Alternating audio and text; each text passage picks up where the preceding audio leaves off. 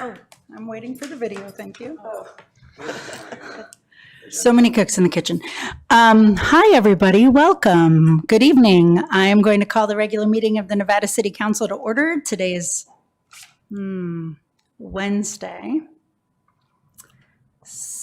August 26th, 2026, and it is 5:30 p.m.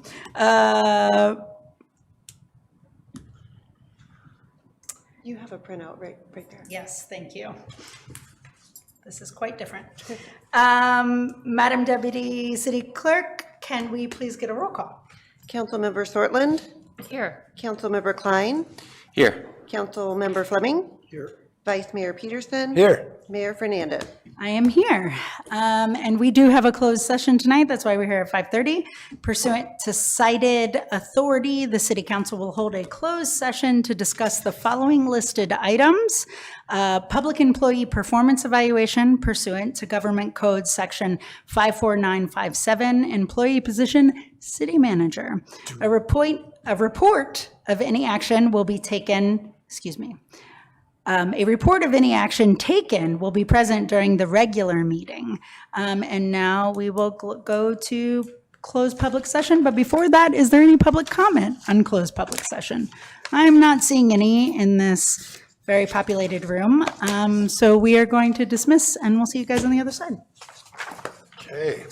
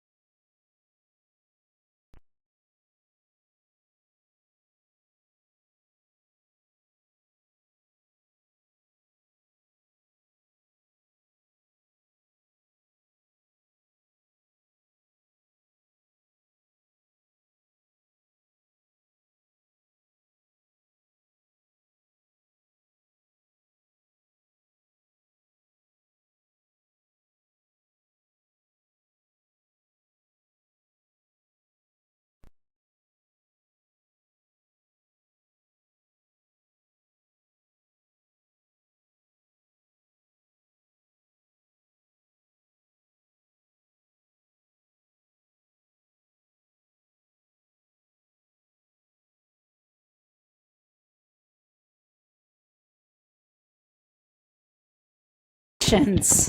I'm going to call our meeting to order this evening. It's 6:35. Thanks for your patience on Wednesday, August 26, 2026. We are just getting back from closed session. Do we have any report from closed session? City Attorney Dean Pucci, Esquire. No reportable action was taken in closed session, Madam Mayor. Excellent. I'm going to ask my colleague, Councilmember Klein, to read our Nisenan tribal recognition, please. We acknowledge that the Nisenan people are still here among us today, though nearly invisible.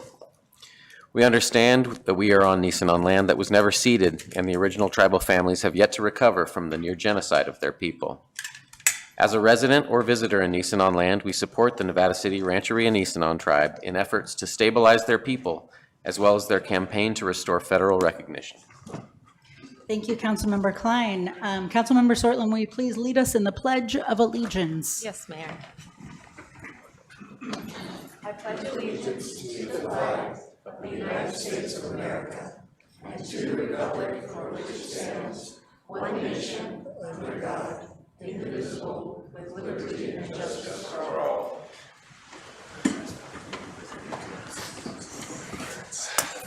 Thank you, Councilmember Sortland. Madam Deputy City Clerk, can I get a roll call, please? Councilmember Sortland, Here. Councilmember Klein, Here. Councilmember Fleming. Here. Vice Mayor Peterson. Here. Mayor Fernandez. I am here. All right, next we are going to move on to the adoption of the agenda. Council, now is the time for any agenda modifications. Would you like to make any additional changes to the agenda, pull consent items, or do we have any recusals to announce?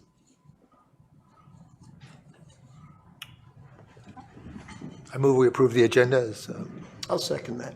Excellent. I have a motion from Vice Mayor Peterson and a second from Councilmember Fleming.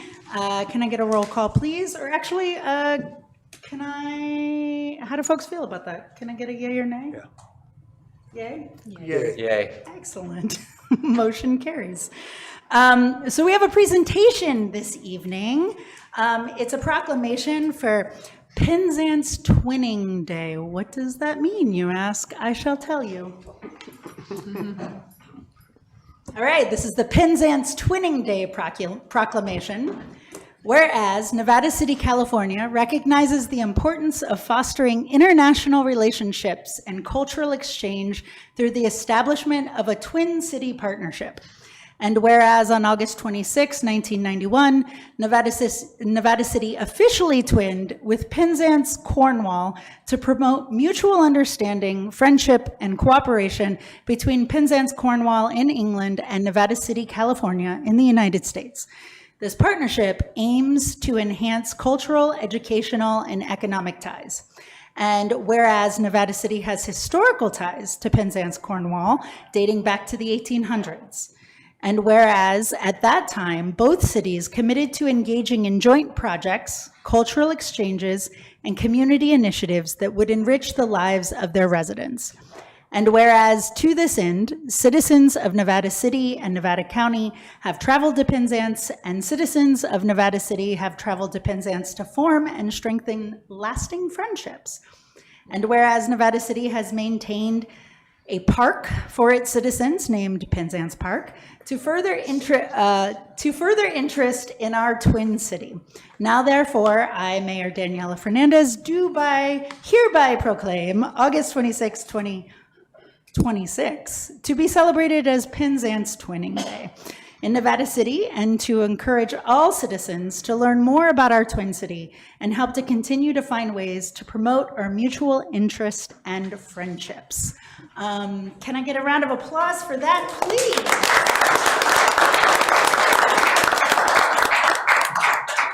And I'm going to invite my friend Paul Haas up to receive this and also say some really important words. Okay, thank you, Daniel. I appreciate that. Here you are, sir. Thank you so much. Thank you so much for your work. Tell us about it. Love to. So, this all happens coincidentally. The timing around all of this is amazing. the fact is that next week I am traveling back to Cornwall in general, and Bodmin specific, and Penzance. And the reason why I am initially going back is because out of the miracle of miracles, I was nominated and elected into the Gorset Curno, which is the College of Bards, recognized in Cornwall. And with me today, I have Gage McKinney, who is also a Cornish bard. He was one of the first U.S. residents in the modern day to be, or actually one of the first U.S. residents in general to be initiated into the Gorset. And also Lynn Skrukrud here to talk about the twinning side. But as a result of me going back, I will be delivering this proclamation to the city of Penzance, and that will happen on Monday, September 7th. We have a date set with Mayor Law and a number of council members over there, and that's when this will be delivered in hand and in person to them. And this is amazing that tonight is actually the 35th anniversary of the date that you twinned. And so it was really fun to have that happen coincidentally at the same time, to be able to have the proclamation and be able to rebirth and rekindle the relationship between Penzance and Nevada City. And it is a real honor for me to be able to be the one that carries this back, and then I will come back and report back. Big picture, what we're looking at is St. Piran's Day is March 6th, this 2027, and it's the first Saturday in March. That is traditionally when we celebrate St. Piran's Day, and we have our friendly competition between the two. As a result, it's also the 30th anniversary of Grass Valley and Bodmin's twinning. So, along with delivering the proclamation, I'm also delivering an invitation for the officials of both Bodmin and Penzance to come visit our area for St. Piran's Day and make this a huge Cornish celebration, and with all the Cornish bards will be invited now as well. That's just going to be a bigger party as if we get them to come. And the celebrations to be are going to be fantastic. Coincidentally, another climactic lineup. The following day is Mardi Gras in Nevada City. So we have a chance to have celebrations in Grass Valley, celebrations in Nevada City. And if we can bring everybody together, that's what we're looking at, and just having a wonderful celebration. And so I appreciate the fact that you've done this for Nevada City and are honoring that. And I'd like both Gage and Lynn to come to the podium, and if you have any questions about the Gorset itself, the Cornish Bards, Gage can answer that. But Lynn, I'd like you to share about what plans are we have going forward, and of course, Kathy Wilcox-Barnes has been a major player in this. She's was part of the original twinning committee, and so many have moved on or passed on, and we're down to a few. And Lynn has actually been over to Penzance several times and is excited about rebuilding this. So Lynn, please.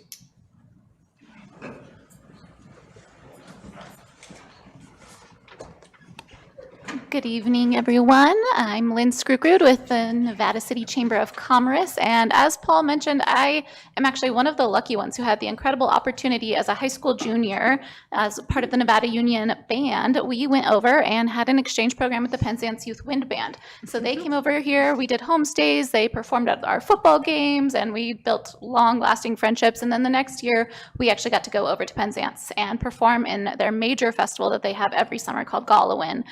So it was a really amazing opportunity as a high school student to partake in that. It really opened my love for travel and sing, my first time out of the country. So really, it's an incredible opportunity for our local youth to potentially have that insight into how other countries work and operate and how other people live as well. I went back after graduating college. I went backpacking and stopped by again, enjoying the festival. So I really have developed a love for Penzance. And what I've learned in that time there is that it's so similar to Nevada City. You wouldn't imagine that 5,000 miles away, another town in England would have similarities with Nevada City, but it does indeed have similarities, and it's an artful, colorful, beautiful community on the ocean in Cornwall.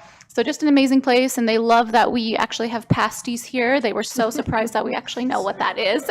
And, but it's a really amazing opportunity. So that's something that I feel passionate about as an individual, but hope to use my role with the chamber to bring a stronger connection to Penzance. And so Paul is helping to build that connection on his trip and forming new bonds with those who are over in Penzance now to see if we can continue those exchange programs and create more cultural identity. One of the things I came home from my first time traveling, experiencing their festival, I came home thinking like, man, I wish we had something like that in Nevada City. And I would say that festival, the most similar thing we have is Mardi Gras. And so now in my role, it's very exciting to be thinking about what we can be doing. So we'll keep you posted, but we have some fun ideas under wraps that are maybe coming our way for how we could bring more of that cultural identity to Nevada City. So very excited about that. We are providing a whole slew of goodie bags for Paul to bring to their council members. They have 20 people on their council, so it's quite a large group. And but they will all be getting some nice Nevada City swag, and we'll hopefully have that as a nice connection for them. And I just want to take a second to recognize Paul and what he's done for Cornish heritage in our community. He kind of mentioned this, but it's very incredible that he is being named a bard. It's very rare in the United States. There's only a handful in the entire United States.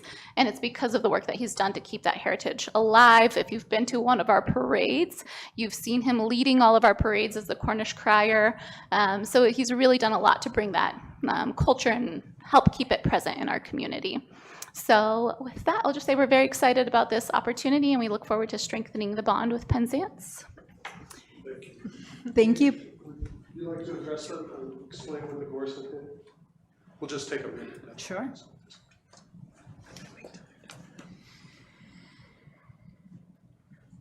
Mayor, council members, I'm Gage McKinney, an enthusiast for Nevada City because I live in Grass Valley. And,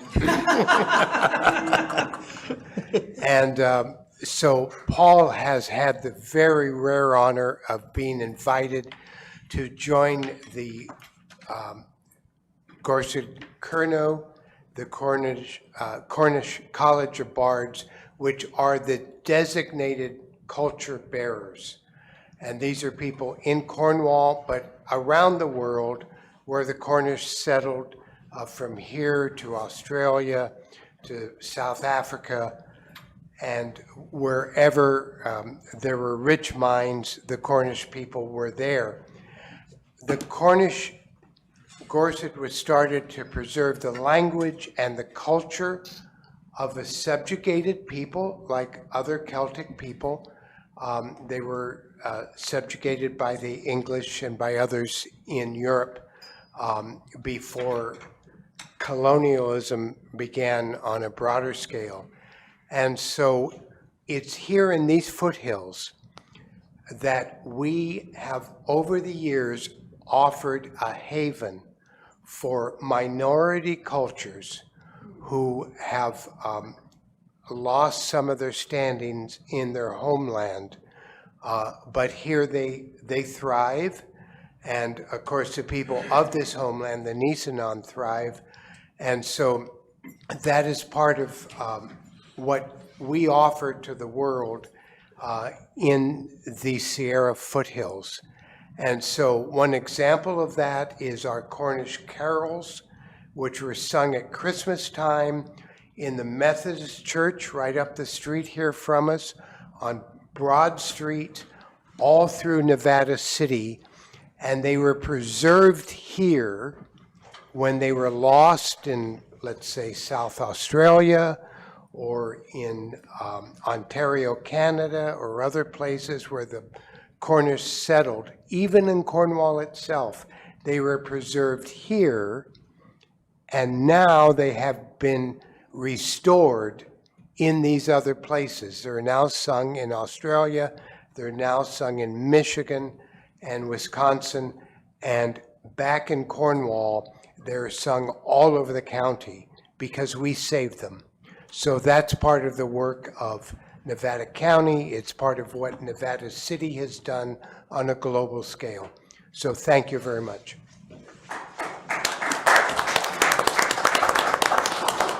And Paul, that's a message from me as the mayor, Nevada City, to the Honorable Mayor of Cornwall. So thank you for doing that work. Thank you, Gage. Thank you, Lynn. Thank you, Paul.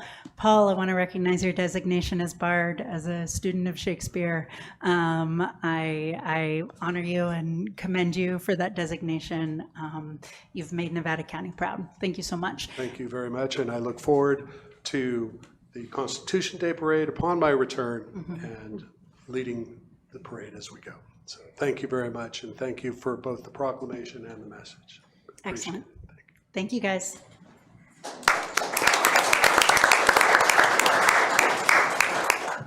And before we move on to public comment, I'd just like to take a moment to say something tonight about Miss Dolly Parton.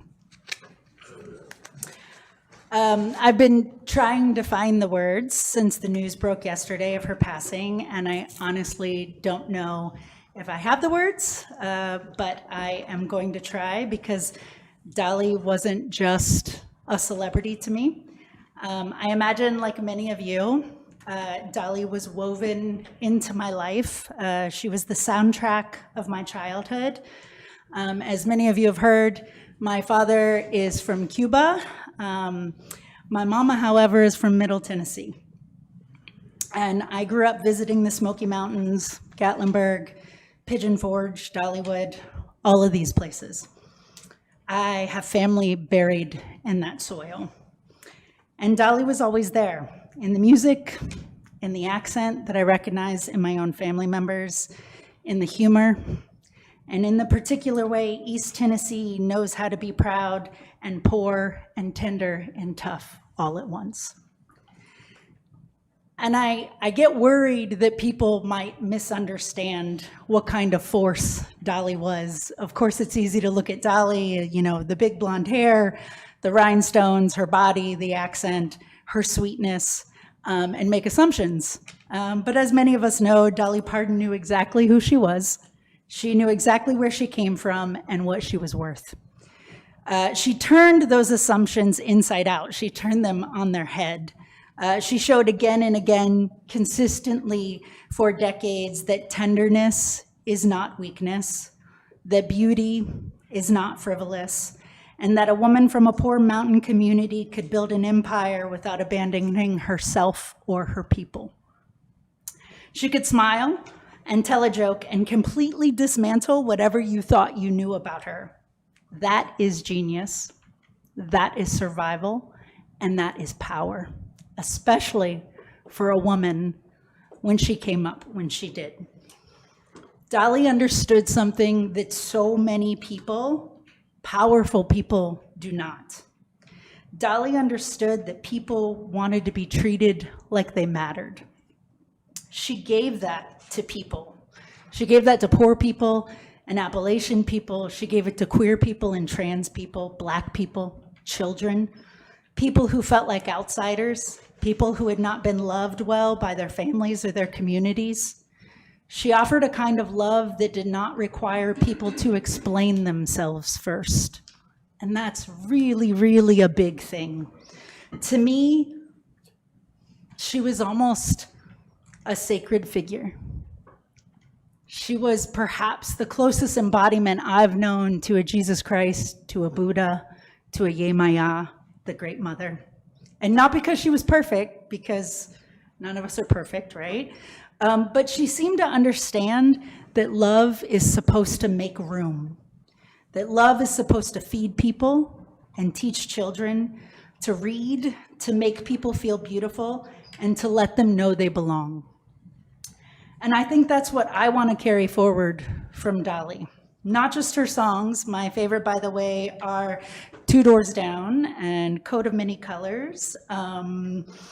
And Here You Come Again, and also Hard Candy Christmas, in case you wanted to know. And not just her sparkle and not just her incredible talent, but I want to carry her refusal to become hard. Her ability to meet people with warmth and humor in a world that gives us so many reasons to close ourselves off. The world lost one of the best of us, and I hope we honor Miss Dolly Rebecca Pardon by making more room for one another in the days to come. Thank you all for that.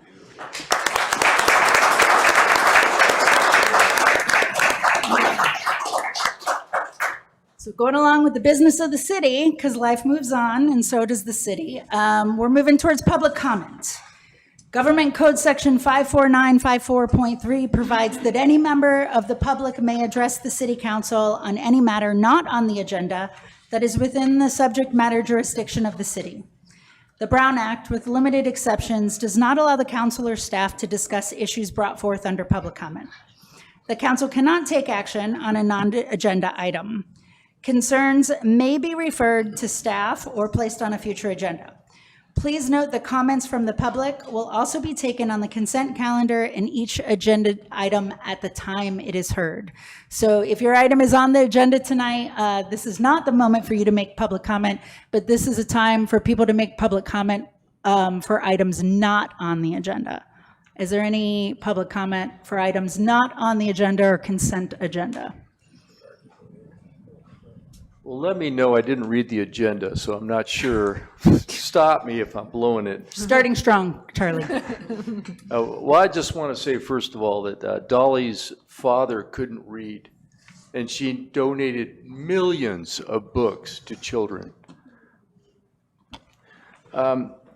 So the parking meters. I'm going to bring that up again, and here's my solution. The stores have jars of quarters. Now people go into the store, a store they would not have gone into, not to purchase anything, to get change for the parking meters. They go back, feed the meter. Now they're aware of a store they would not have gone into, not to purchase at that time, but in the future, they have a good feeling about that store. It's a good thing.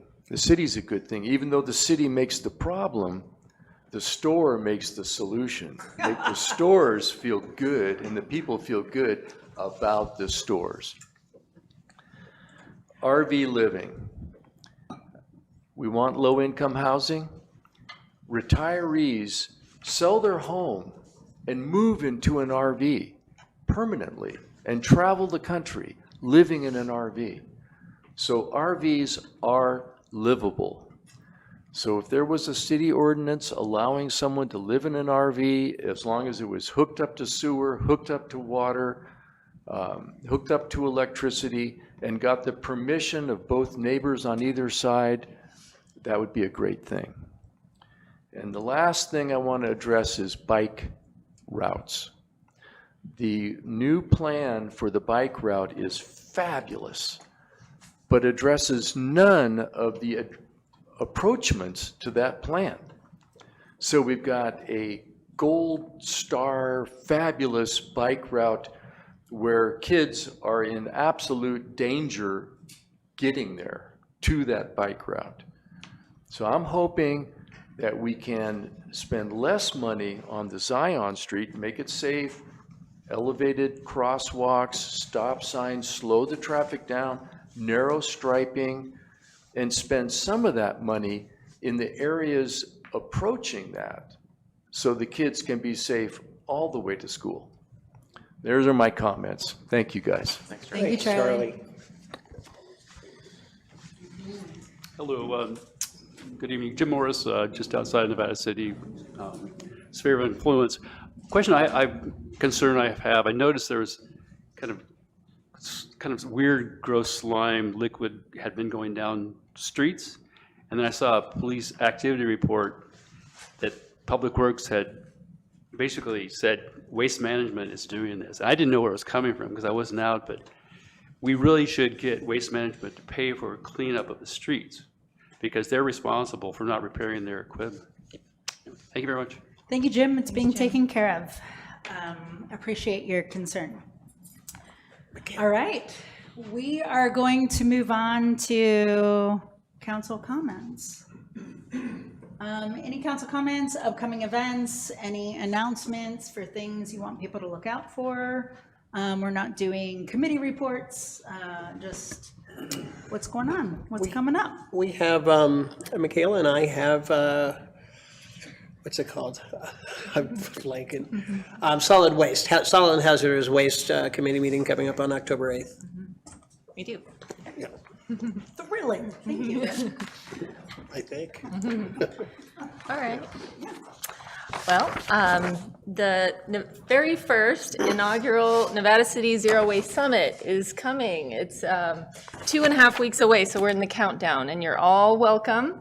It's going to be held in the Alpha Building, downtown Nevada City, which has been long vacant, and I'm so excited to get in there, and we're starting the process of beautifying the space. You may see there's some big, beautiful flowers that were handmade by a local artist that are in the windows.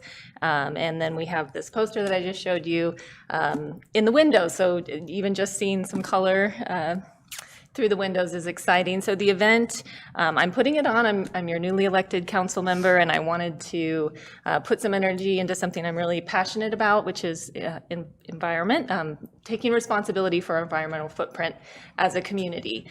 And I know that we're all doing that in our own ways, but really coming together on what those shared goals are and creating a map forward, a path forward.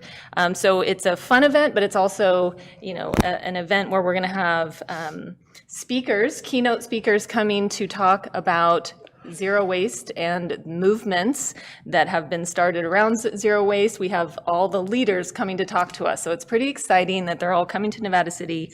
I will share more information about the speakers, but the general flow of the day will be more casual in the morning. The doors are going to open at 8 a.m. on September 12th, and you all can come in and have coffee that will be served by Communal Cafe, and check out an art show, sustainability-based art show that will be you can peruse and drink your coffee and chat about zero waste. That will be for from 8 a.m. to 1 p.m.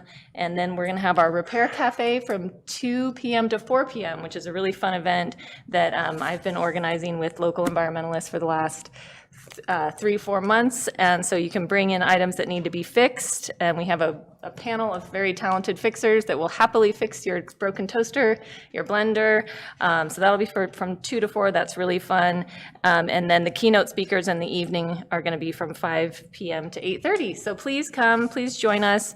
It's really important because the county is working on their resilience roadmap right now. And we need to make sure that as a community that we are aligned on what our goals are so that we can be working with the county as well and be really effective. So that's my update. We're also going to have a kickoff party the night before with some music that has yet to be announced. So please come. Hey, and is that a free event? It's a free event. Excellent. It's so nice to see that Alpha Building space being used.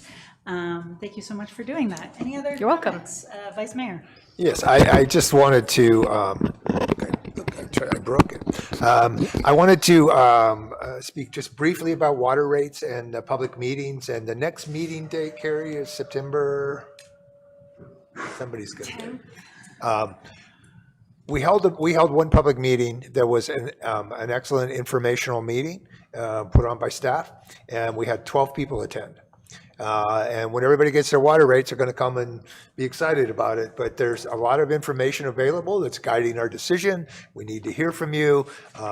We have another meeting coming in September. We'll figure out the date here, but it'll be in the paper. But please attend. Learn about what's going on with the water rate, so you can be educated as to why we're going forward and what we're doing.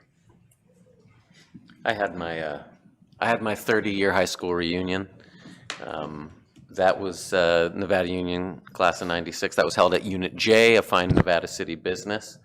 It was worth going. I recommend it to everybody.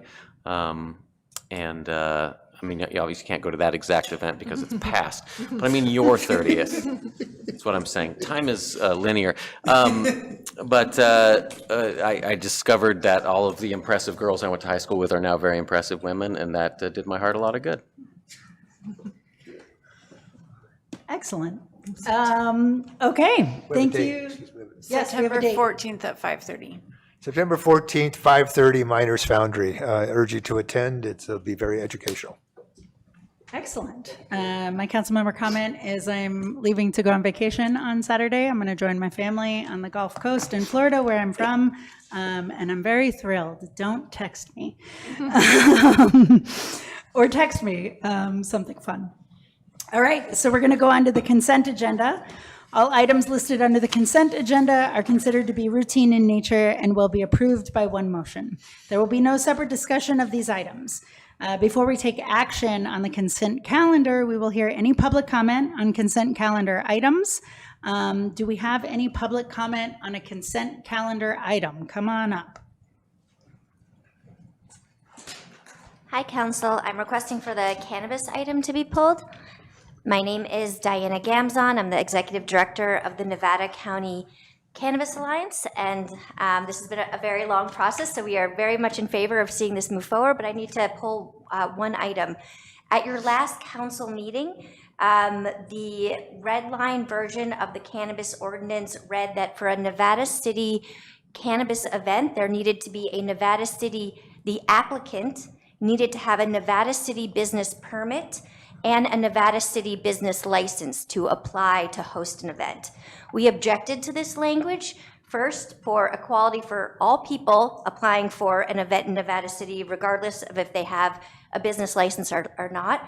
Our existing policy to host an event in Nevada City does not require that applicant to host a business license in Nevada City. We also heard, or you also heard, public comment from an individual who is interested in hosting a cannabis event in the city who does not have a business license in the city or live in the city limits. It was clarified during the staff report that actually what was meant was the Nevada, one was needed to have a Nevada City cannabis permit. That word cannabis permit was not in the language that was presented to the public or your it was clarified during the staff meeting. It was not in the original red line version that was in the packet. We objected to this for the same reasons that I mentioned.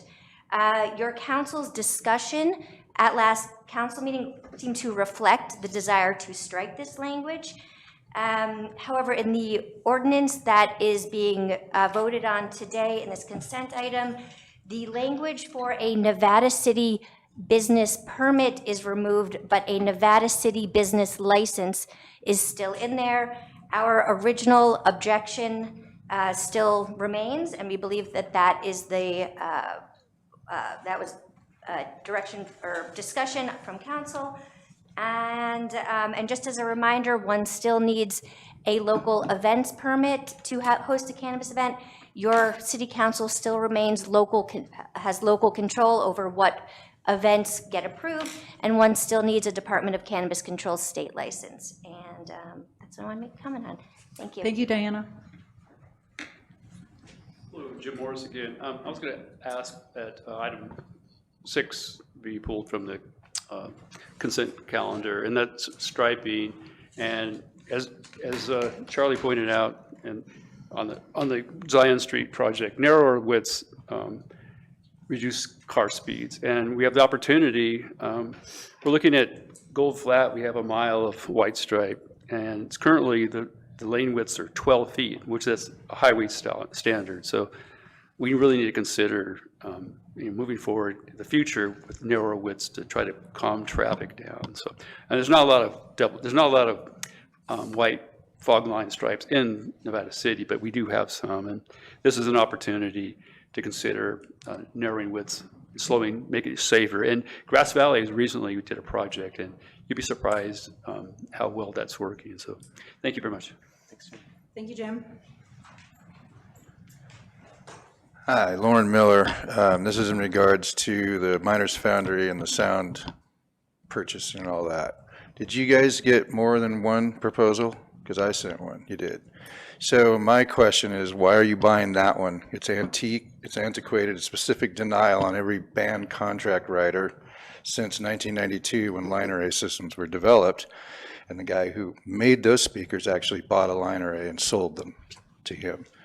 I would beg you to not vote on this today and reconsider and hire an expert or consult with one. You had one that you hired through RFP, Lon Peterson, who was doing a good job, and then for whatever reason, the pro tem manager pulled him off the project. That was in November of last year, and this has stagnated since then. I sent in a proposal to him back then. It was approved already by your engineer and your financial person. So I'm not sure why the antique junk that's not worth anything, that is a specific denial and is going to stop you from being able to get bands in here, like nationally touring acts, is being purchased when it's not worth the paper that it's built with. That's what I would like you to do. Thank you. Thanks, Lauren. Okay, I'm looking for a motion in a second to approve the consent calendar with any potential withdrawals of items from the consent calendar. Shall we, I move we approve the consent calendar, first pulling items 6 and 8 for discussion. Can I get a second? I'll second that. That's cannabis and Striping. striping. Can I get a second? I seconded. Thank you, sorry. It's You okay. did say that. Okay, I have a motion by Councilmember Klein and a second by Councilmember Fleming. Can I get a roll call, please? Councilmember Sortland, Yes. Councilmember Klein, Yes. Councilmember Fleming, Yep. Vice Mayor Peterson. Yes. Mayor Fernandez. Yes. All right, now we are going to move to item number 6. Brian McAllister, City Engineer, please come join us. Tell us about this. Good evening, Mayor Fernandez, council members. Brian McAllister, City Engineer. So we do an annual striping project. It's typically done during the night. We stripe center line and edge lines, and then our city crews stripe crosswalks. So this contract is for the center line and edge lines, and it would be a 3-year contract so that we don't have to go out to bid every year. That worked well on the last go around. And so one thing that we added to the bid schedule this time is to black out or mask a line that we want to move. And like for instance, on Nimrod Street, there's parking on one side and not on the other. So we'd like to move center line just to make it more comfortable for people when they're parking. And so that's an example of moving a center line. We could also use that same bid item to black out and move an edge line. And so we've moved edge lines on some roads. They're typically on the roads that exit town where there's higher speeds. So Boulder, Gracie, Gold Flat, those are some of the streets that have edge lines. And the comment that we received this evening is well noted. It would reduce speeds if we were to move the edge line in. And we've done it with a distance of 10 foot clear on Boulder Street, and it worked well. So the center line takes up a foot itself. So when I say 10 foot clear, it would be from the inside edge of that center line to the inside edge of the edge line. That's what we did on Boulder Street. So we could do that in a few other locations just to make the shoulder more walkable, bikeable. Thank you so much, Brian. Questions, comments, concerns from council members? Vice Mayor, I see you moving towards the microphone. Good job. Thank you, Brian. I think particularly I ride out on Gold Flat from time to time, and it's a pretty high-speed road, and I recognize that only a portion of it is ours, that the county has the rest of it. But I think I don't know where we are with a policy on that of slowing traffic. We know that it starts with striping. That's the easiest, quickest way to do it. It would certainly seem reasonable to slow those traffic. So there is, the part that the city does have is residential, and that we might want to consider slowing traffic through a residential area. That's my thought of it. Thank you. Thank you, Vice Mayor. Is this, and this is either a question for Brian or for Dean, but item 6 specifically is about awarding the contract and not specifically about where we do. Correct. Slow, okay, just to be But clear. this is an opportunity to give Bring it up. direction to Yeah. staff. Okay,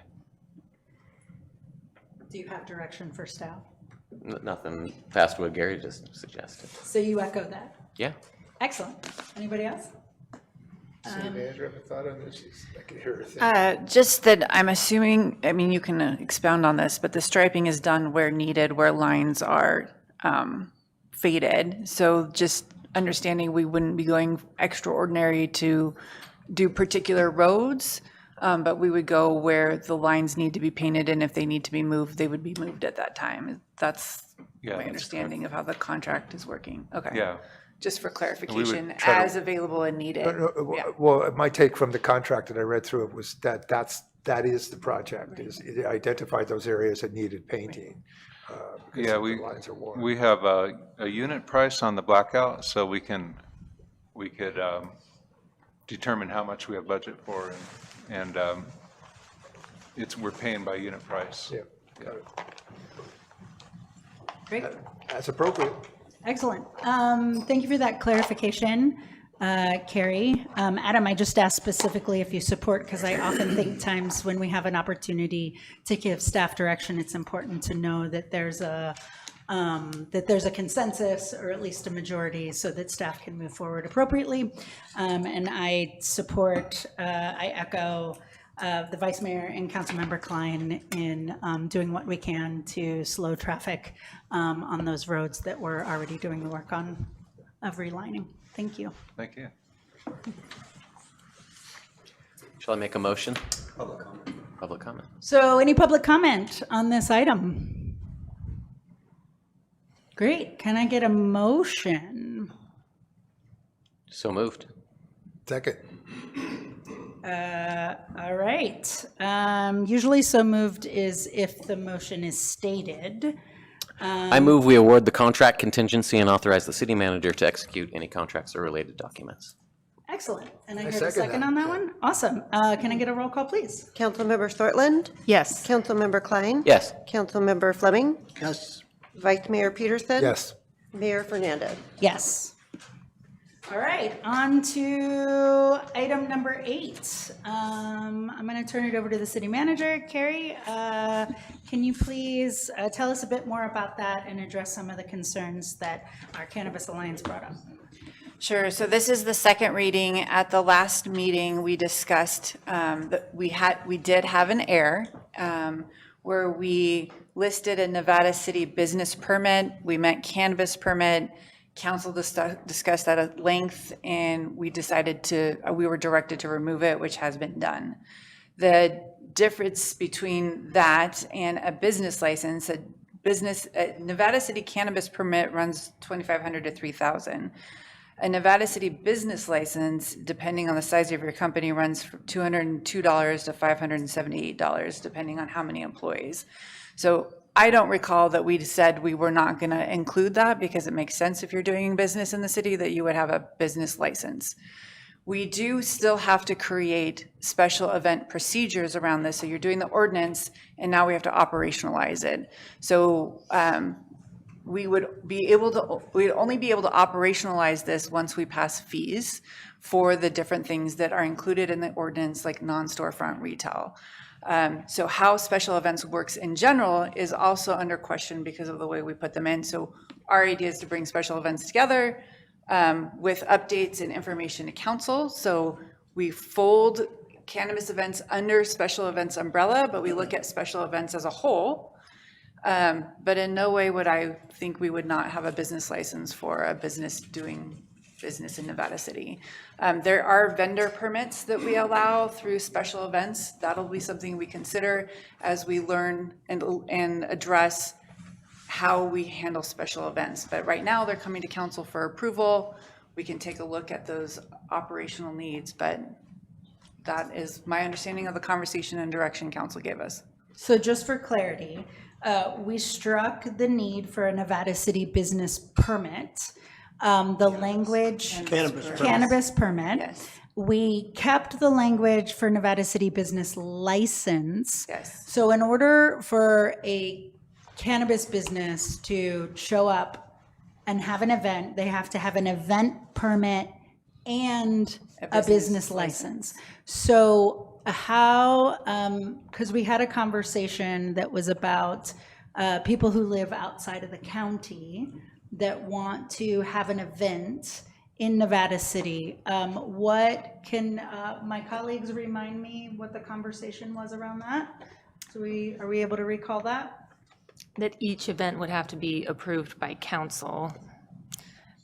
And I believe if they lived outside of the county, they would still be able to, but it would have to be approved by council. So there's also, Madam Mayor, there's also another layer here, which is the reason cities issue business licenses is not really to make money. It's a regulatory function. So you are giving permission to do a specific thing within our city. Whether you want to, the council's waive the obligation for the way more onerous cannabis permit. But say, for example, you permit a large-scale event, consumption event, or whatever you want to permit, and one of the operators under this large-scale cannabis permit is not abiding by any of the rules. The business license, Except for having to be approved for an event permit. well, sure, but actually but the operator would get the event permit, right?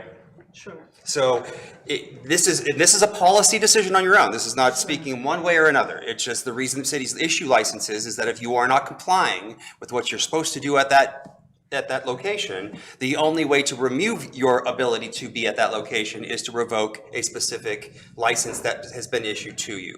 So if the council's policy is that you literally want just one event organizer getting one event permit with many different vendors under it, then we really need to look at what that vendor permit looks like. And I think your city manager had indicated that that's a process that we would engage from here on, is developing the administrative process on how to do this. So Thank you for that. And I understand the importance of having a Nevada City business license. For me, this is an equity issue. At this point, are all people who apply to do an event in Nevada City required to have a business license?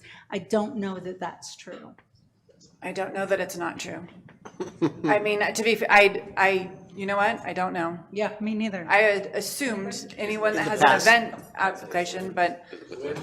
Lynn, we would like to, as the director of the Chamber of Commerce, would you please come up to the podium and let us know what you know about this? But Mayor, with a caveat, the chamber is a partner with the city, so how we work with the city, yeah. Yeah, and I'll say I don't actually know the answer, but what I do know and can speak to is that every single vendor who participates in an event is required to have a Nevada City business license, whether or not they reside in Nevada City. And so I couldn't imagine why the organizer themselves wouldn't need one, because if you're requiring all your vendors, then I would think that the organizer, anyone who's doing business in Nevada City, should have a business license, and an event is business. Great. Well, that seems clear across the board.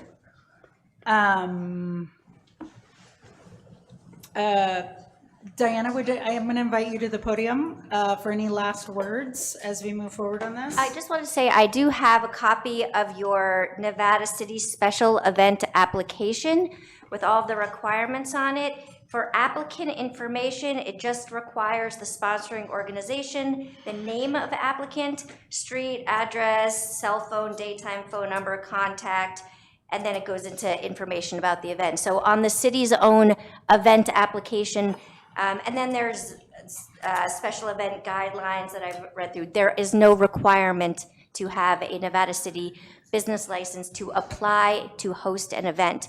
In our ordinance, the one that's before you today, it does require that anybody that is engaging as a vendor in the event must have a license and a vendor permit, I think it's called, which is all in alignment with your existing policy.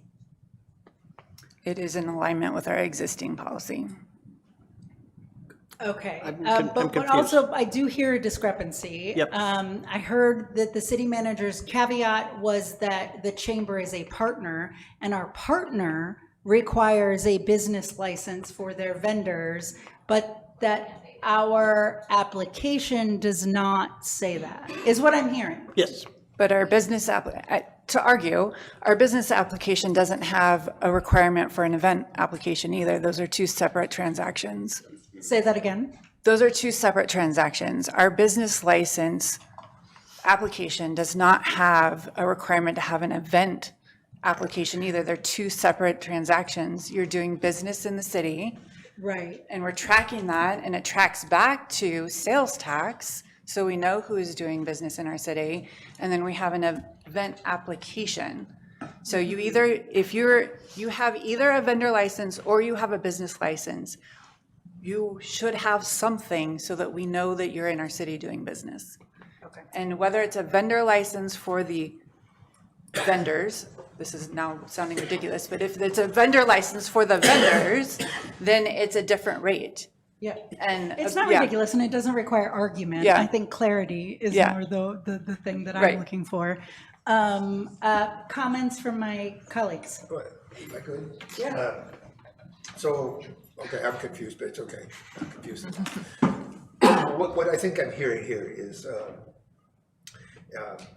okay, first, I think we need to move this ordinance. You know, it's important, but it's not big enough that it should stop what we're trying to do tonight. And I also heard from the city manager that there's a process that has not yet taken place that would describe how these events would work, because this is new. We have not done them. And in that process, we would describe the permitting that was required as it goes forward, as we would if somebody else brought us another event that had vendors, that was a nonprofit, that it was a commercial event, we would have conversations about permitting that was required for that. So that conversation needs to happen, and I'm not sure if that would be a policy that would be approved by the council for that permit.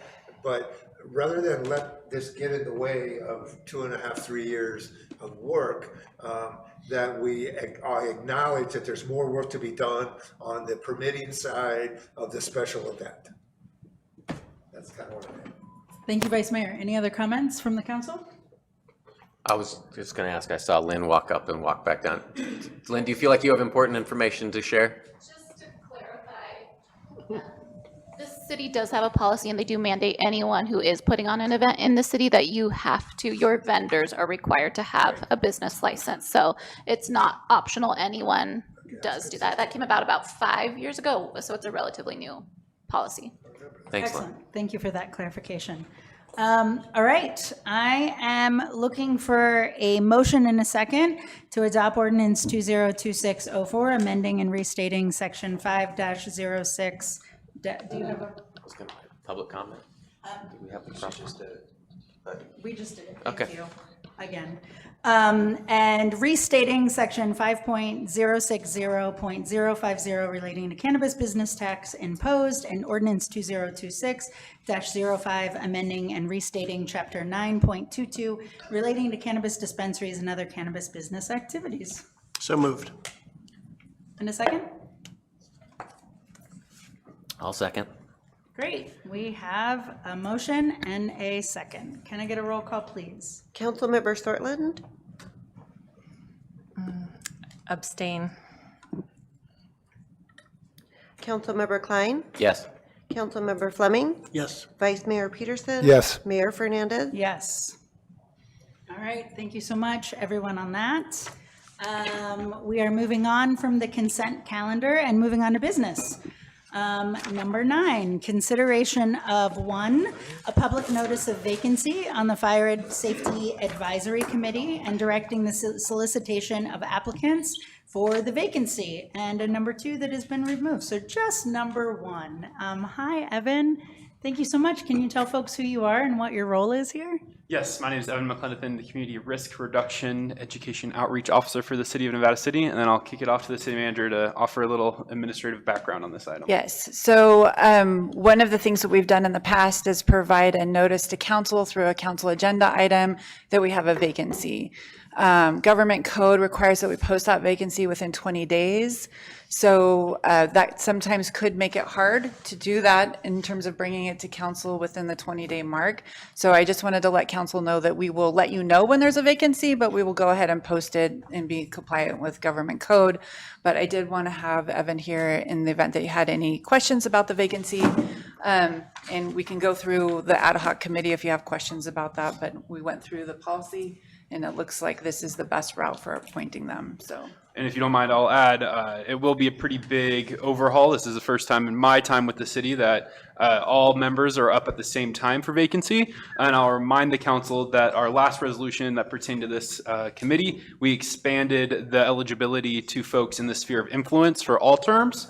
And then my last piece is I would also like to thank the current members that have served on our Fire Safety Advisory Committee and have put in some good hours and conversation and thought and recommendations for the city to move forward and helped with a lot of our success in the Measure C implementation and Safer from Wildfire initiatives. Excellent. Thank you so much. I'm going to move it to Vice Mayor Gary Peterson. You've been a longstanding member of that committee. Anything you'd like to say or add? No, I echo Evan's sincere appreciation for the folks who have served on that committee. It's not one that's highly visible to the committee, but it's community, but it's so important. These are the citizens that support the council in making decisions about fire prevention, about inspection, about the field work that is done, about the expenditures of Measure C. The council makes all those approvals, but this committee advises the council, and it's made of people who are on the ground living in the neighborhoods. It's a really important way of doing business for us in the county. And has we've brought this thing miles. Many thanks to Evan and his staff for doing that. So moving forward with this, we need some more folks to come and tell us what to do, give us advice, right? Excellent. Doug, anything to add to that as another member of the committee? You know, it was, first of all, I love Evan's reports. I felt that some of the stuff, occasionally we had really good stuff to cover, but a lot of times we didn't. And so what I would get from Evan was a great report, and then we would get that same report here, So as you notice, we went from, monthly meetings to, every other month because there's just not a lot of substance there.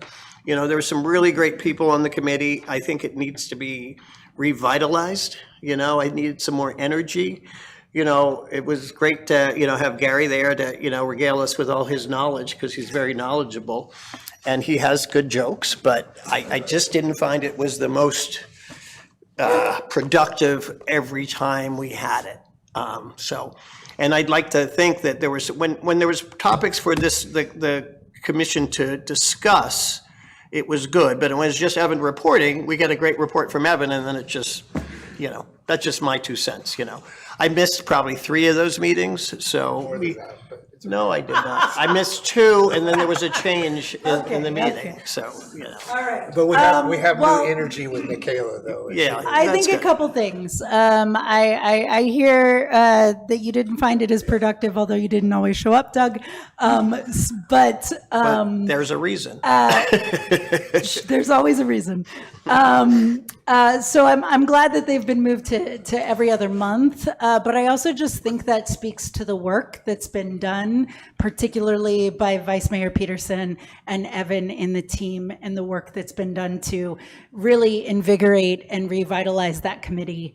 So thank you for that. How exciting that we only have to meet once every month for Fire Safety Advisory Committee.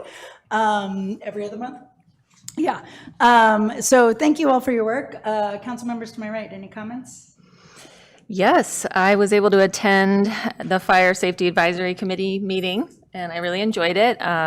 It's an exciting crossroads here with protecting our environment and fire mitigation coming together for me. You know, we have really exciting members of our community that are working on biochar, and I want to see some of those community members that are excited to get involved with us so we can really make a difference and make sure that we're taking as good of care as our community as we possibly can. So I feel really in good hands with you, Evan, learning from the best and what you've been doing.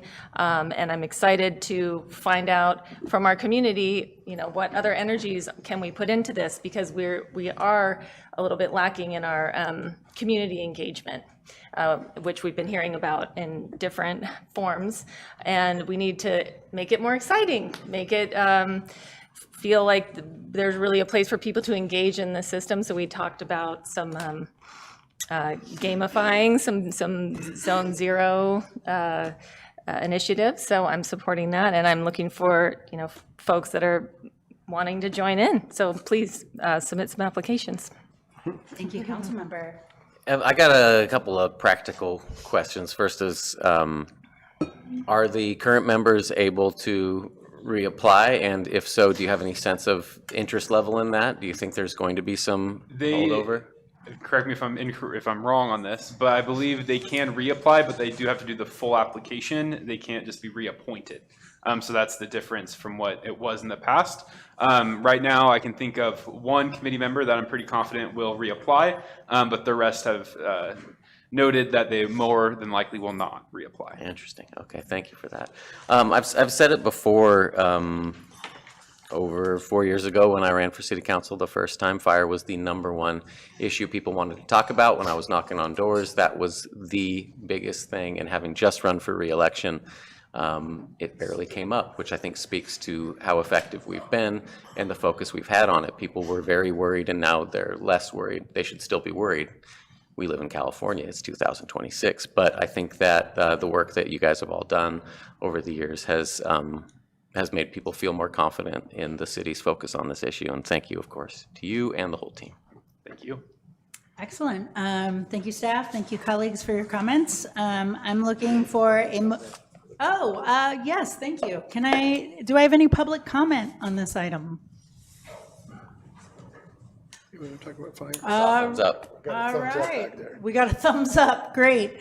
I'm looking for a motion to direct staff to solicit applications for the 5 fire safety advisory committee positions in accordance with Government Code Section 54974, and establish an ad hoc committee consisting of council members Sortland and Peterson to review applications, interview candidates, and provide appointment recommendations to the city council. So move. Second. Great. I've got a motion and a second. First by Councilmember Sortland, second by Vice Mayor Peterson. Can I get a roll call, please? Councilmember Sortland? Yes. Councilmember Klein? Yes. Councilmember Fleming? Yes. Vice Mayor Peterson? Yes. Mayor Fernando? Yes. Thank you, council. Thanks, you, Evan. Thank you, Evan. Where's Sutter? All right, here we are, the moment many of you are waiting for. Item number 10, consideration of a resolution of the City Council of the City of Nevada City declaring specified adult, personal, and non-commercial conduct involving entheogenic plants and fungi to be among the city's lowest law enforcement priorities. I'm going to pass it over to our city manager, Chief Dan Foss. Thanks for joining us. Thank you, Mayor. The proposed resolution establishes a local law enforcement priority for the specified personal and non-commercial conduct involving natural occurring entheogenic plants and fungi by adults 21 years of age and older. It does not legalize or decriminalize conduct prohibited by state or federal law, create immunity or a legal defense, or authorize commercial activity. The resolution covers personal planting, cultivation, obtaining, possession, transportation, and use in private or non-public settings. It also covers the non-commercial furnishing or giving away of covered plants between adults ages 21 and over. So this is essentially making it the lowest local law enforcement priority. We have with us Chief Dan Foss, who's reviewed the information and had conversations with community members, but this primarily was an initiative by council members Peterson and Fleming. So short report on my end, and we can continue on. Excellent. Chief, do you have any comments to add to that before we come to public comment and then council members? No comments. I think I'm here for questions if we have them. Excellent. So before we come to council, does that feel good? Public comment first? Sure. We're going to take public comment for folks that want to come and give public comment. We received quite a few submitted electronically. Thank you to those who did that. You'll have 3 minutes. We invite you to come up now. Let us know your name and who you are and what you're thinking. This is exciting for so many reasons. Thank you, Mayor Fernandez and council members. My name is Aaron Lane, and I really want to acknowledge the Nisenan land recognition that you guys brought up, because I get emotional about this stuff. What is really exciting to me is looking at indigenous wisdom in relationship to plant medicines ever since the beginning of time, really. Then a lot of things have happened in human history, and now we're looking at the future of how communities are going to potentially have better wellness and greater community through working with these plant medicines. We have an organization called the Nevada County Entheogenic Association. You pronounced it beautifully. That was very cool. Do you know the definition of entheogen? Please tell us. It's N is to enter. It's a new word for psychedelics. Theo is divine, and gen is Genesis. So the idea is to bring the divine from within, or plant medicine. So what we work with primarily is veterans groups. We hear information from different organizations around the country and all of the benefits that these medicines bring. And to know that we are having support moving forward in the future with the opportunity to share and people to grow, gather, and gift the medicine to each other without shadow and fear, and feeling like they're underground, and more of a present kind of above ground relationship with the medicine. And as we work together through facilitation and ceremony and connection, that therapy professionals will have access to this for the types of healing we see in veterans groups. Menopause, we have some specialists here tonight that want to talk about how specifically it helps with reducing hypervigilance in the amygdala, which allows the rest of the system to really flow and have greater opportunities towards healing. So I want to invite other people up, and thank you. Thank you, Aaron. Thanks, Aaron.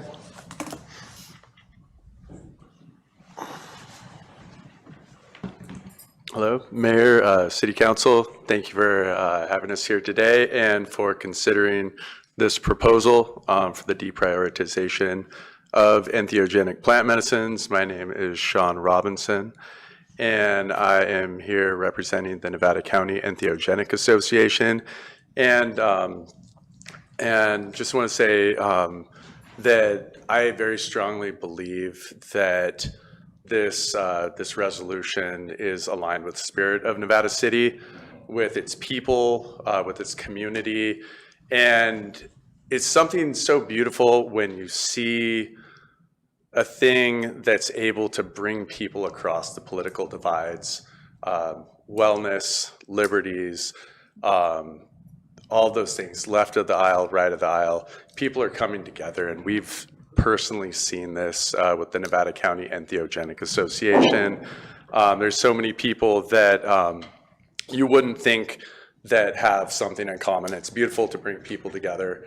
And like Aaron was saying, there are so many aspects of this that are going to be so beneficial for the community here in the city, for our veterans, for all the different demographics here. There's so many people with the menopause, with experiencing PTSD, many different mental and health issues such as depression.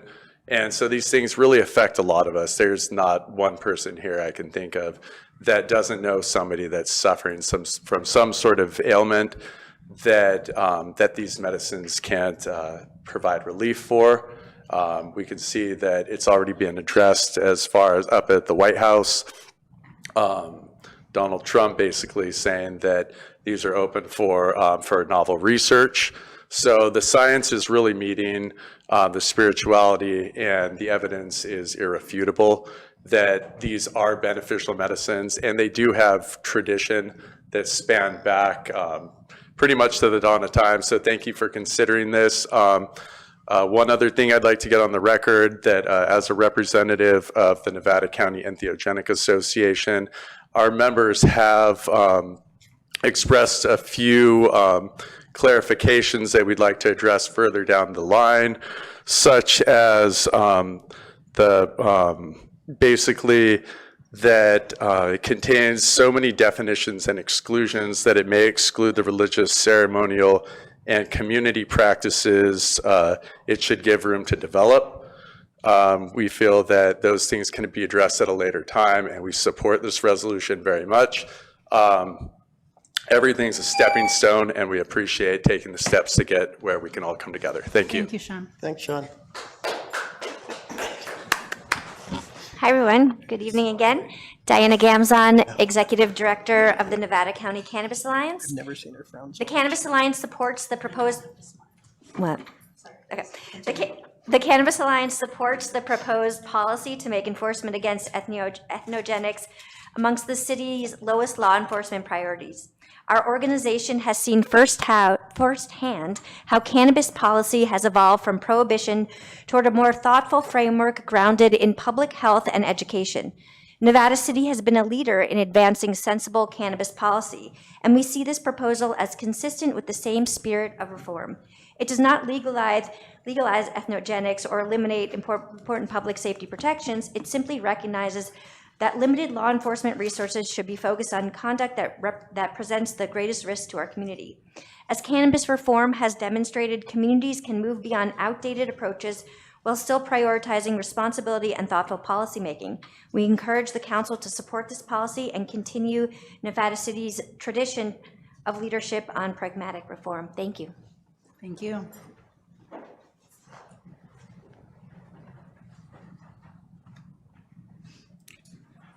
Hello, everyone. My name is Ana Paula. My first time here. Welcome. I'm a hormonal health specialist and ecosomatic therapist here in Nevada City. And in my practice, I support women who are going through menopause transition. And they come to me with a lot of anxiety, brain fog, sleep disruption, amongst others. And many have tried the Western standard options, and they still haven't had the full relief. And a growing number of them are looking for other ways to support themselves. This resolution matters a lot, especially for women. About 2 million women in the US reach out menopause every year, and they have 40% higher risk of depression than women in their reproductive years. Women are also twice as likely as men to experience anxiety. And research proving that psilocybin-assisted therapy can have a beneficial impact. Johns Hopkins, NYU, UCSF found promising results to treat depression. Also, a study found psilocybin therapy reduced symptoms in women with anorexia. And just this month, the Maastricht University in the Netherlands found that depending on the phase of the cycle a woman is, and depending on their hormones, psychedelics may work differently. This is a field that is only the beginning of the understanding of women's bodies, and women deserve to be not just part of the research, but also to have access to safe options that will support their well-being. And I think this is like the first step, the opening for that. And I just wanted to tell a little story of a client of mine, Lauren. I support with hormonal health and somatic therapy, and she decided that she wanted to have microdosing while we were in our we were in the container, and she was having a lot of panic attacks, and her nervous system was really, activated. throughout the container after the 6 months, and during the 6 months, she never had a panic attack. She never had those peaks of anxiety. And I have noticed from several of people that I work with that are really wanting to use psilocybin, but there's like the fear that it's illegal, and I know that this is not making it illegal, but it's like a first step for. Thank you so much. I wanted to share that. Thank you. Thanks, Anna. For the record, I'm Gordon Gossage with Regenesis Planet, and I'd like to tell you guys that I really think there's an amazing opportunity, if you approve this, to have Nevada City be a place where people come to do personal transformation. And I understand what non-commercial means. I'm going to Burning Man next week, and I know how to gift something without expecting anything in return. But people could come here and experience some sorts of transformations in their lives. I can say personally, I first did psychedelics when I was 15 years old in 1970.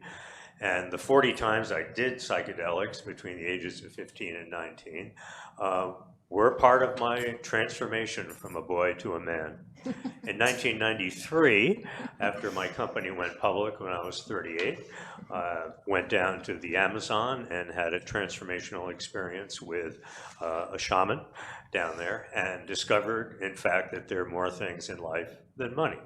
So that was a big transformation for me. Now that I'm 71, I'm looking at a different kind of transformation, as are a lot of baby boomers of my age. And Johns Hopkins has done some amazing research about end-of-life transition and care. And even people who have never done any plant medicine have a feeling of comfort that they're dying and that that's okay. And so with baby boomers, obviously there's a connection that makes sense with Nevada City. I tell my friends, I just moved here, I said, wow, you'll be amazed how many people are our age in Nevada City who have the same experiences. And the joke I use that's not quite a joke is Nevada City is where old hippies come to die. And so in order for people to make that transformation, I think we could have real I don't know why you're laughing, Gary, but, just because you're in your 70s. And so people can come and work with a lot of the transformation experts who are here and get comfort in that. Because one of the things, again, I did personally in Oaxaca last year, some mushrooms, where I really knew how to let go, that this could be it. This could be my last year. And so when people come here and figure out where they are in life, they will learn how to let go. It's okay to let go. Thank you. Thank you, Gordon. Hello again, Charlie. I had no idea this was the topic. Welcome. But I got to say, you only need to do psychedelics once to realize there are other ways to see things yourself. Hard to be dogmatic once you have seen the world in a different view. That's not why I stepped up here. That you lower the police emphasis in one area, I'm going to hope that that means that the other area gets more attention, i.e. speeding. Thank you. Thanks, Charlie.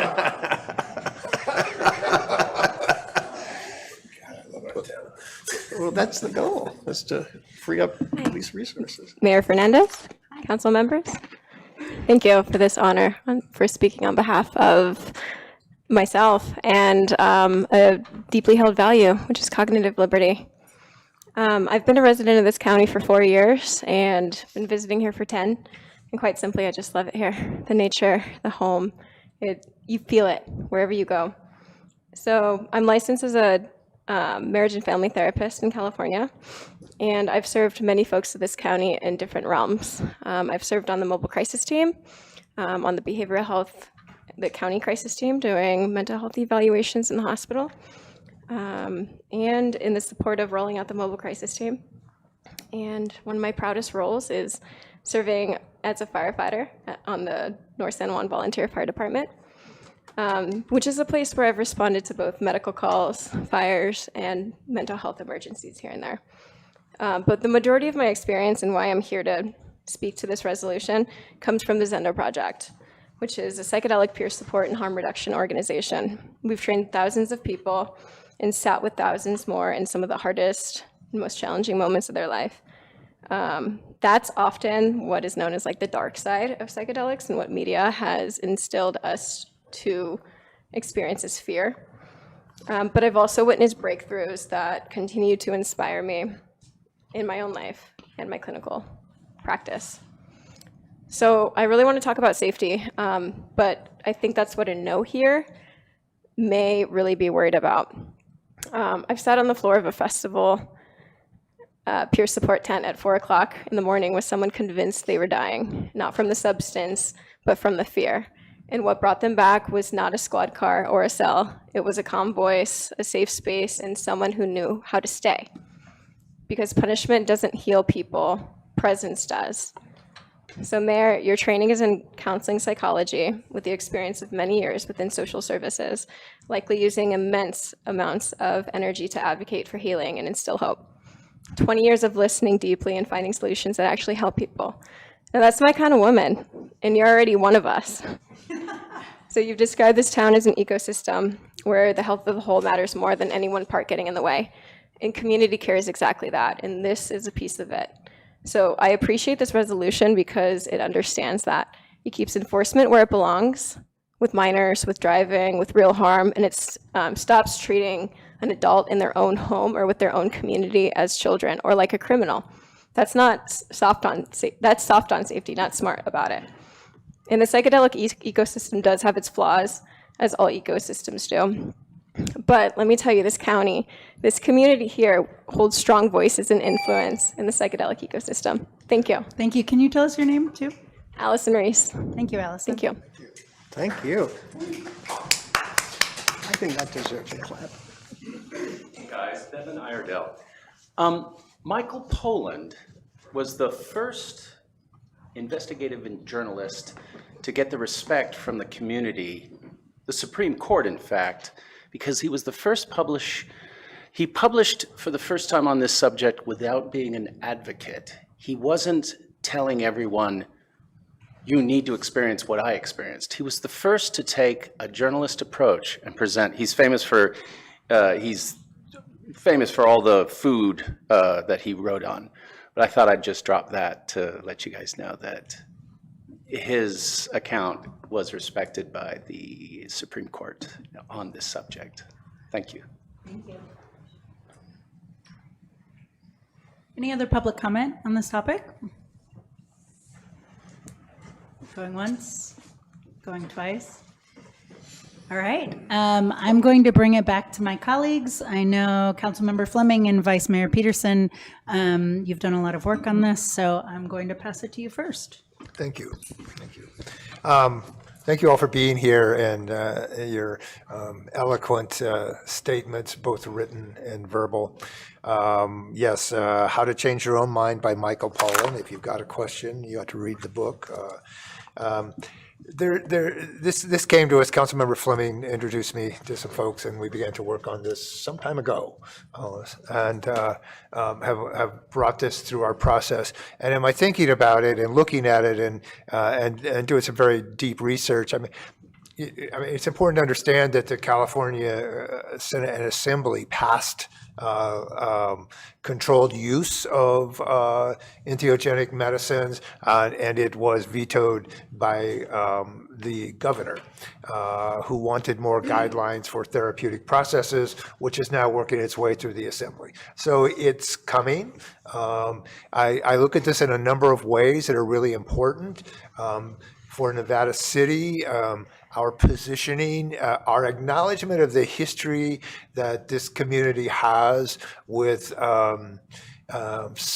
consciousness-altering substances is long and deep, and by positioning ourselves with cannabis the way we did, we were able to really, I think, bring things forward in a way that have been extremely beneficial for the community and certainly economically viable.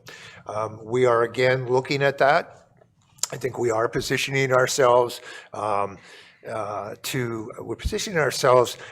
step into that role. Wellness is really critical. It's a critical piece of who we are, and we're supporting that. It's both, it gets complicated, and it's economics and it's business, but it's also community and it's well-being.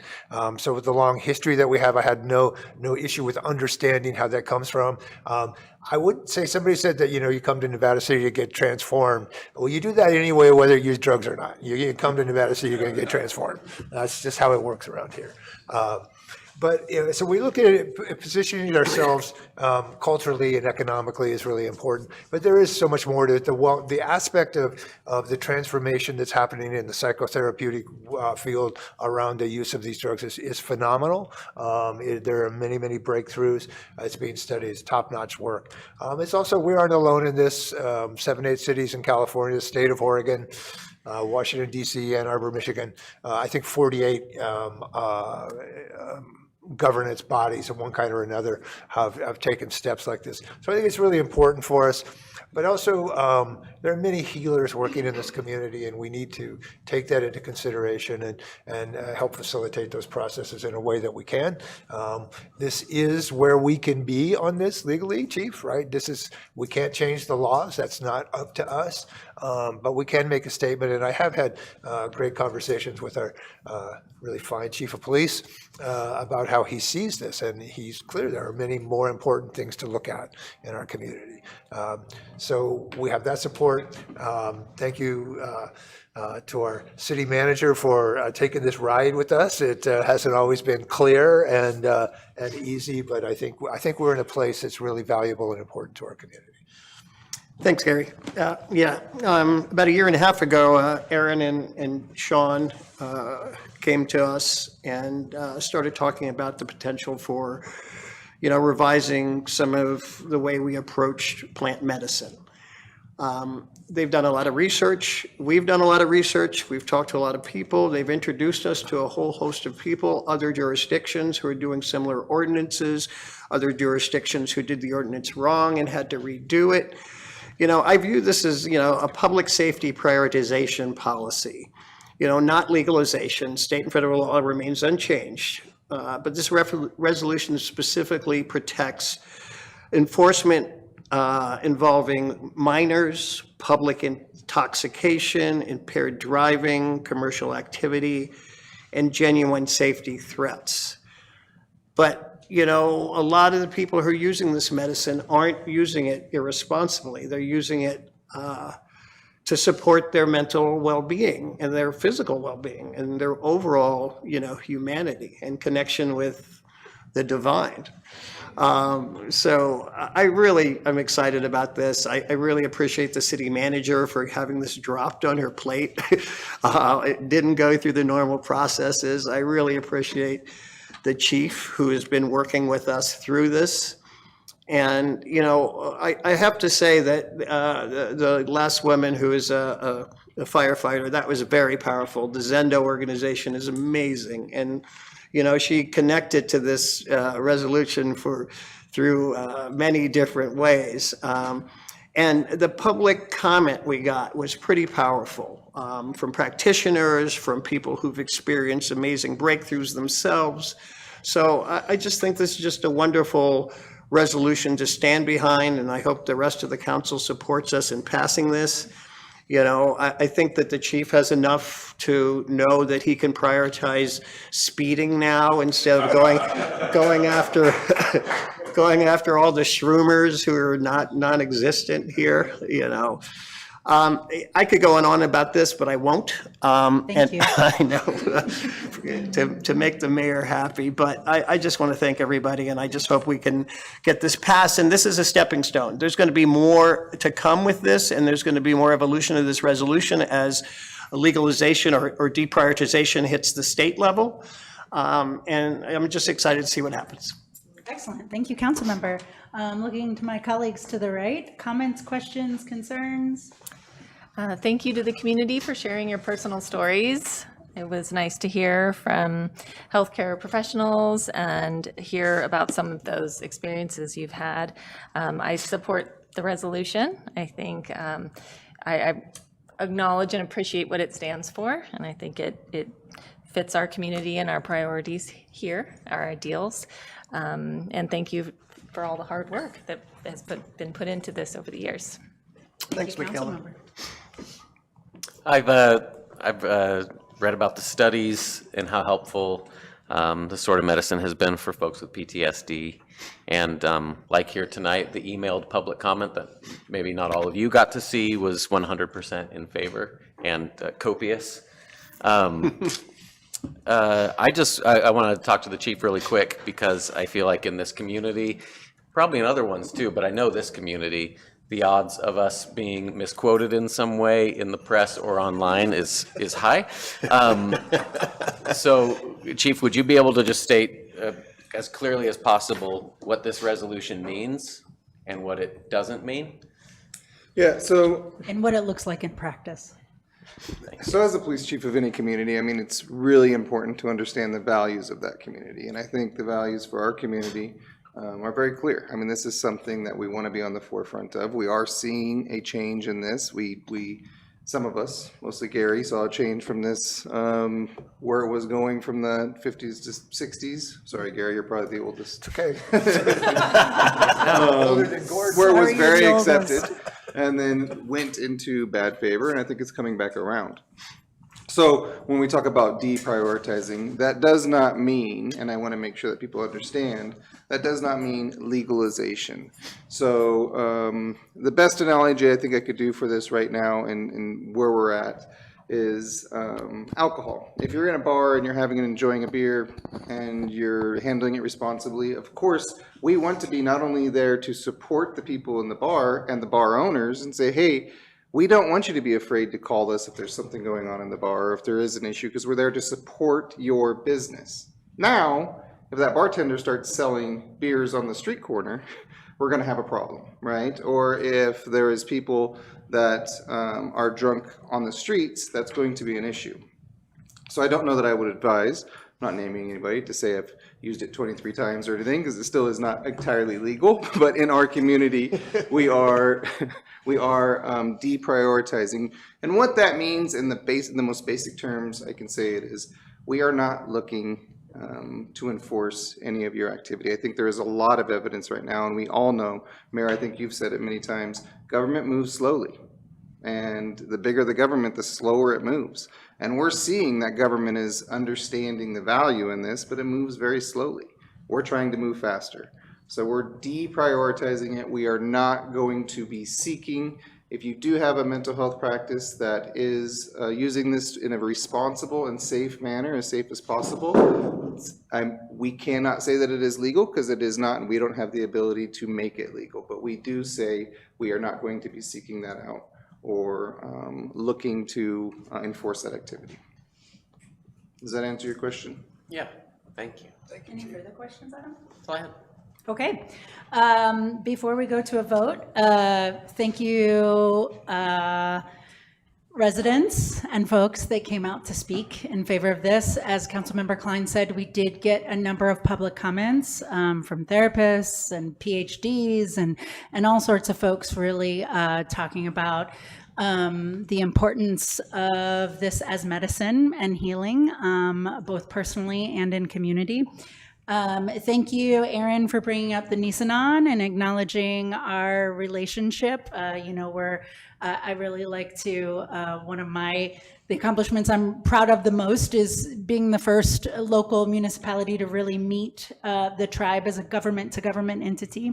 But in naming them and naming, these indigenous practices, I hope that you have a meaningful relationship with the folks that are still here and part of that ancestral lineage, because they're really neat folks doing some cool things. And if you haven't already, I'm sure they'd be interested to hear from you.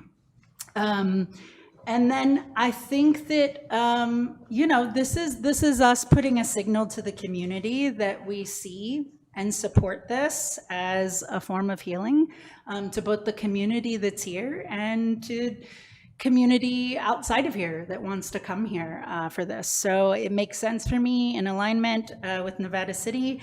Thank you, Allison, for doing your homework on me. I do recognize this as a form of healing. I've had my own experiences and people in my life have as well.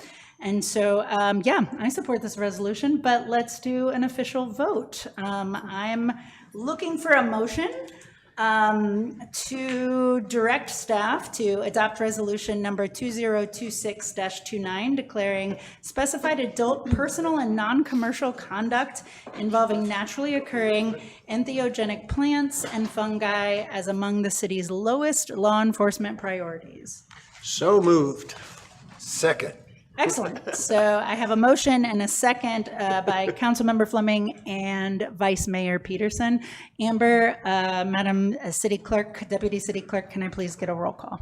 Councilmember Sortland? Yes. Councilmember Klein? Yes. Councilmember Fleming? Hell yeah. Vice Mayor Peterson? Proudly, yes. Mayor Fernandez? Yes. All right, motion passes. Unanimously. Thank you all so much.